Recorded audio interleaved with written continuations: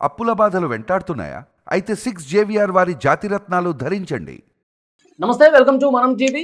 ప్రస్తుతం లైవ్ లో జాయిన్ అయ్యారు జనసేన పార్టీ రాష్ట్ర అధికార ప్రతినిధి అడ్వకేట్ రజనీ గారు. మాట్లాడదాం. రజనీ గారు నమస్తే. మేడం నమస్తే వలి గారు. రజనీ గారు, సుగాలి ప్రీతి కేసుకు సంబంధించి ప్రస్తుత పరిణామాలు మీరు కూడా అబ్జర్వ్ చేస్తూ ఉన్నారు. ఆమె పవన్ కళ్యాణ్ గారు న్యాయం చేస్తున్నారు, న్యాయం చేయలేదు, ప్రస్తుత హోంమంత్రి కూడా సరిగ్గా పట్టించుకోవట్లేదు, ఇలాంటి కామెంట్స్ అన్ని చేశారు. వైఎస్ఆర్ కాంగ్రెస్ పార్టీ ఇది అంది వచ్చిన అస్త్రంగా కూటమి మీద విమర్శలు చేయడం మనం చూసాం, సుగాలి ప్రీతి తల్లిని అడ్డం పెట్టుకుని. ఇప్పుడు కూటమి చాలా సీరియస్గా తీసుకున్నట్టుగా కనిపిస్తుంది ఈ కేసుని. ఏదో రకంగా ఒక కొలిక్కి తీసుకురావాలి అని చెప్పి ఇప్పుడు 4వ తారీఖు క్యాబినెట్లో కూడా చర్చించి ఒక తీర్మానం చేసి కేంద్ర హోంశాఖకు కూడా పంపించబోతున్నారు. సిబిఐ ఇన్వెస్టిగేషన్ మళ్ళీ స్టార్ట్ చేయండి అని చెప్పి కోరే అవకాశం ఉన్నట్టుగా సమాచారం వస్తుంది. మేడం, ఇప్పుడు మళ్ళీ సిబిఐకి ఇస్తే త్వరితగతిన పూర్తయ్యే అవకాశం మీకు కనిపిస్తుందా? సుగాలి ప్రీతికి న్యాయం జరిగే పరిస్థితి ఉంటుందంటారా ఇప్పటికైనా? 100% అండి. ఏదైనా సమస్య పెద్దదైతే గానీ దాని సొల్యూషన్ రాదనేమో. బహుశా అది ఇంత తీవ్ర స్థాయికి వచ్చి ఈరోజు కూర్చున్న కొమ్మనే నరుక్కునే పరిస్థితిలో, లేకపోతే అన్నం పెట్టిన చెయ్యినే అనుమానించే పరిస్థితిలో ఈరోజు సుగాలి ప్రీతి తల్లి ఏదైతే ఉన్నారో ఆవిడ అన్ననే అనుమానించిన పరిస్థితి. మీరు న్యాయం చేయరా, చేయలేరా, చేయకూడదు అనుకుంటున్నారా? ఇన్ని ప్రశ్నలు సంధిస్తున్నటువంటి ఆ తల్లికి ఒకే ఒక్క సమాధానం మన రేపు కేబినెట్ లో ప్రవేశపెట్టేటటువంటి జీవోని. అదే రకంగా ఎందుకు అంత డౌట్స్ వచ్చినాయి ఆ తల్లికి అంటే, వైసీపీ వారు ఆమెని ప్రవోక్ చేసినారు. సాక్షి మీడియా ఆమెని రెచ్చగొట్టింది. ఎప్పుడు అనేవాళ్ళు వకీల్ సాబ్ సినిమాలో అన్నయ్య దాంట్లో ఆ ఏదైతే ఏదైతే మీరు ఎవరికైతే సహాయం చేస్తారో వారి వల్లే మీరు ఇబ్బంది పడుతున్నారు, లేకపోతే ఏ ప్రజల కోసం అయితే మీరు పోరాడతారో ఆ ప్రజలే మిమ్మల్ని అనుమానిస్తున్నారు, లేకపోతే మిమ్మల్ని వదిలి వెళ్ళిపోతున్నారు అంటే, పాపం ప్రజలు ఆశ చూపిస్తే ఆశపడతారు, భయపెడితే భయపడతారు. ఆశకి భయానికి ఊగిసలాడే బతుకులు. వాళ్ళు ఎలా ఉన్నా సరే వాళ్ళ చెయ్యి నేను వదలను అనేటటువంటి మాట పదే పదే గుర్తు తెచ్చుకోవాలి. అదే రకంగా ఆ తల్లి వాళ్ళ ఆశ చూపించారు, మేము చేస్తాం, మీరు మన్ను నమ్మండి, మీరు పవన్ కళ్యాణ్ గారిని ఇలా విమర్శించండి, అలా అనండి, ఇలా అలా అంటే ఖచ్చితంగా మీకు న్యాయం జరుగుతుంది, లేకపోతే మేము మీకు న్యాయం చేస్తామంటూ వారు రెచ్చగొట్టారు. సో నిజంగా చాలా బాధ అనిపించింది. నేను సుగాలి ప్రీతి తల్లిగారితో కూడా మాట్లాడాను. అదేంటమ్మా మీరు అన్నను అనుమానిస్తున్నారా, అన్న అన్యాయం చేస్తారని మీరు భావిస్తున్నారా అంటే, అలా ఎప్పటికీ అనుకోను, కానీ చేయాల్సినటువంటి న్యాయం జాప్యం అవుతుందని నేను అనుకుంటాను. కానీ ఎవరు ఎంత రెచ్చగొట్టినా ఆయన అన్యాయం చేస్తాడని నేను చెప్పనమ్మా. ఆయన న్యాయం చెయ్యట్లేదని అడుగుతా అనేటటువంటి మాట ఆవిడ కళాఖండిగా చెప్పారండి. బహుశా ఆ సాక్షి వారు దయచేసి ఇది కూడా మీరు ప్రోపగండ చేయండి. ఎందుకంటే ఆయన ఇప్పుడు ఆవిడ శత్రువు అనుకుంటుంది కదా, అయినా సరే ఆ వ్యక్తి ఎవరికి అన్యాయం చెయ్యడు అని దృఢంగా నమ్ముతుంది ఆ తల్లి.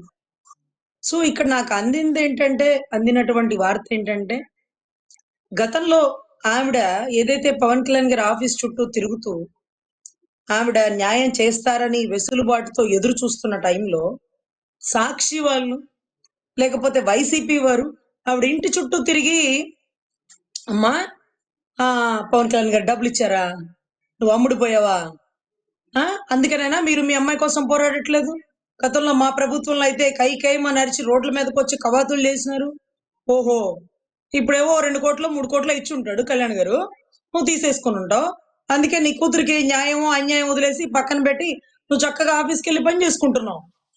అలా కాదండి, ఆ బిడ్డకి ఆయన న్యాయం చేస్తానన్నారు, నేను ఇంకా పోరాడుతున్నాను అన్నావు. మరి ఏదో పోరాటం అంటే? పోరాటం అంటే మీకు రోడ్ల మీదకి వెళ్ళి ఏదైతే కవాతులు చేస్తే పోరాటం అవుతుందా? ఆవిడ కోసం ఆయన ప్రయత్నిస్తున్నారు. సిఐడి చీఫ్ రవిశంకర్ గారితో మాట్లాడారు, హోమ్ మినిస్టర్ గారిని పిలిపించారు, ఇద్దరికి కూర్చోబెట్టి ఈ కేసు ఆ టైంలో ఉన్న అధికారులు దగ్గరుండి ఏదైతే ఆధారాలను తారుమారు చేశారు, సెక్షన్ 303ని సెక్షన్ 302ని పక్కన పడేసినారు, ఆ సెక్షన్ నే మార్చేసినారు, ఆ అమ్మాయి బలవన్మరణం చేసుకుందట, అది కూడా ఫీజు కట్టలేదనట.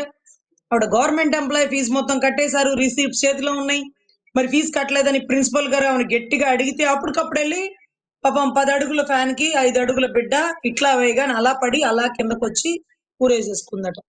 ఆ పోస్ట్ మార్టం లో వలి గారు ఇదిగో ఇక్కడ సన్నటి వైర్ తో ఊరేసినట్టు అంటే సన్నటి వైరుతో బలంగా లాగితే అంటే కూర్చోబెట్టి పడుకోబెట్టి లాగితే చనిపోయినట్టుగా క్లియర్ గా రిపోర్ట్ ఉందండి.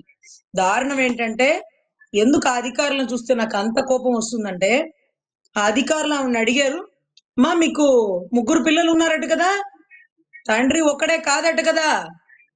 ఆహా అవునా అండి, ఇంకొక భర్త ఉన్నాడా అని మీరు అడుగుతున్నారా, ఉంటే మంచిదేలేండి, ఇంకొక భర్త ఉంటే అతన్ని కూడా పిలవండి, ఇతను ఒక్కడే పోరాటం చేయలేకపోతున్నాడు, అతను కూడా వస్తే ఇద్దరు భర్తలు ఇద్దరు తండ్రులు ఆ బిడ్డ కోసం పోరాడతారేమో రమ్మనండి అని. అదే రకంగా వారి ఇంటికి దొంగల్ని పంపించి హడావుడి చేపించి అదే రకంగా 2 కోట్లు ఇస్తాము అని సూట్ కేసులు తిరిగి ఆ తల్లి చుట్టూ తిరిగితే ధైర్యంగా నిలబడిందండి.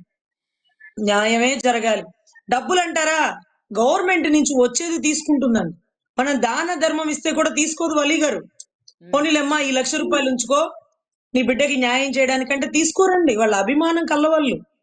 వాళ్ళ అభిమానం కల్లవాళ్ళు కష్టపడి చదువుకొని హ్యాండిక్యాప్డ్ కోటాలో ఆవిడ గవర్నమెంట్ ఉద్యోగం 2013లో తెచ్చుకున్నారు. మనం ఇచ్చింది కాదండి. మనం వారి భర్తకి ఇచ్చిన ఒకే ఒక్క ఉద్యోగం, జీవో కూడా ఒక్క ఉద్యోగమే ఇవ్వమనింది. 5 ఎకరాల పొలం ఎస్సీ ఎస్టీ యాక్ట్ కింద గవర్నమెంట్ ఇస్తుందండి. 5 సెంట్లు స్థలం గవర్నమెంట్ ఇస్తుందండి. ₹5,000 పెన్షన్ ఆ కుటుంబంలో వారికి గవర్నమెంట్ ఇస్తుందండి. అది ఇవ్వాలి. అది అంబేద్కర్ గారు పోతా పోతా రాసినటువంటి రూలు జీవోలండి. గొప్పగా ఉన్నాయి.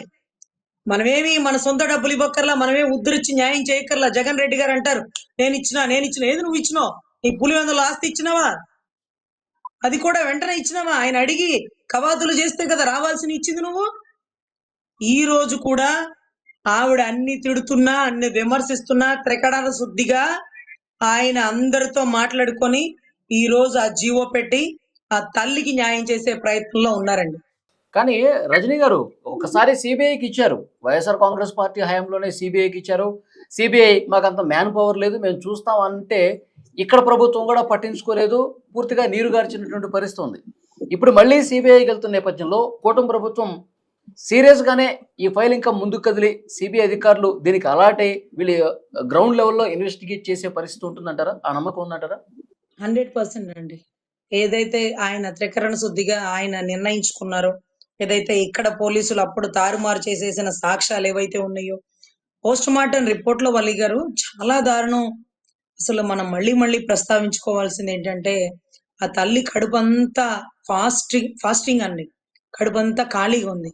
ఒక ఆయమ్మ చెప్తది, ఇడ్లీ దోశ వేసుకుంది, రెండోసారి చట్నీ వేసుకుంది, నేనే వేస్తాను. ఈడ్చుకుని రావాలి ఒక్కొక్కళ్ళని. 161 స్టేట్మెంట్ లో తప్పుడు సాక్ష్యాలు వేసిన ప్రతి ఒక్కరిని. చాలా దారుణం జరిగింది వల్లి గారు. అధికారులు డబ్బులు ఎలా అంటే లంచాలకి మంచాలు వేసేసినారు. కుర్చీలు వేస్తే కొంచెం పట్టిద్ది, మంచాలు వేసేసినారు పరిచేసుకొని డబ్బులు తినేద్దామని. సో చాలా దారుణంగా స్కూల్ పరిధి అంటే కాకులు దూరని కారడవి, చీమలు దూరని చిట్టడవి. మరి ఎలా అమ్మా మగవాళ్ళు దూరేసి 10th క్లాస్ చదువుకునే బిడ్డని 14 ఏళ్ల పసికందుని అంత దారుణంగా రేప్ చేసేసినారు. సో ఇవన్నీ కూడా డే బై డే వెలుగులోకి రావాల్సిన విషయాలు. దీని మీద సిబిఐ దర్యాప్తు చేస్తే గాని ఇక్కడ పోలీసులు చేసిన తప్పుని అక్కడ సిబిఐ వారు వస్తే గాని పట్టుకోలేరండి. వీరి మీద వీరినే అధికారులు వేస్తే వీరే అధికారులు, వారే అధికారులు, వీరు ఒకటైపోతారు. అందుకనే ఆ తల్లి ఇక్కడ అధికారులను నమ్మట్లా, సిట్ని నమ్మట్లా, సిఐడి నమ్మట్లా. అంటే వారు వీరి ఫ్రెండ్స్, వీరు వారి ఫ్రెండ్స్, ఇక్కడ న్యాయం ఏం జరుగుతుంది సో అనే పరిస్థితి అయితే నెలకొనిందండి. ఎనీవే మంచిగా ఏదైతే హితోపెథాలజీ రిపోర్ట్ గానీ, సైకాలజీ రిపోర్ట్ గానీ, తర్వాత కెమికల్ అనాలిసిస్ రిపోర్ట్లు గానీ, ఇవన్నీ పర్యవసానం 302 మర్డర్ అయితే జరిగింది. తర్వాత ఆవిడ అబ్డార్మల్ లో హ్యూమన్ బాడీ స్పామ్ ఉంది, సెక్సువల్ ఇంటర్ కోర్స్ జరిగింది, 14 ఏళ్ల పసికందు. చాలా దారుణంగా అమానుషంగా అసలు అసలు ఒక లేడీస్ హాస్టల్లో ఎవరొచ్చి రేప్ చేసినారు, ఎంత దారుణంగా ఆ హాస్టల్ పరిధిలో ఒక బెడ్రూమ్ ఉండడం ఏంటి, 3 మెన్ కమిటీ వేసినారు, దాని అంతర్యం ఏంటి. సో ఇవన్నీ కూడా డే బై డే వెలుగులోకి వస్తే కానీ, అంటే అప్పుడు ఉన్న అధికారులని మనం అనుకుంటాం చూడండి వలి గారు. బాలీవుడ్ స్టార్ కాదంబరి జత్వాని గారి కేసులో పిఎస్ఆర్ ఆంజనేయులు, క్రాంతి రండాట, విశాల్ గుని, వీళ్ళందరూ రోల్ మోడల్ ఆఫీసర్లు అండి. కానీ ఈవిడొక్క విషయంలోనే వీళ్ళు తప్పు చేసినట్టుగా దొరికి ఈ రోజు ఇరుక్కొని సస్పెండ్ లో ఉన్నారు. అలాగే ఈ విషయంలో ఈ కేసులో ఉన్నటువంటి అప్పటి ప్రతి అధికారి, ఈవెన్ దో రిపోర్ట్ రాసినటువంటి లక్ష్మీనారాయణ గారితో సహా, కడప మెడికల్ కాలేజ్ తో సహా ప్రతి ఒక్కరు దోషులేనండి. వీరందరినీ తెర మీదకు తీసుకొస్తే గాని ఆ తల్లికి జరిగినటువంటి అన్యాయం బయటికి రాదు. ఏ తల్లికి ఇక అన్యాయం జరగకుండా పోలీసులు కూడా ఒళ్ళు దగ్గర పెట్టుకొని పనిచేస్తారు.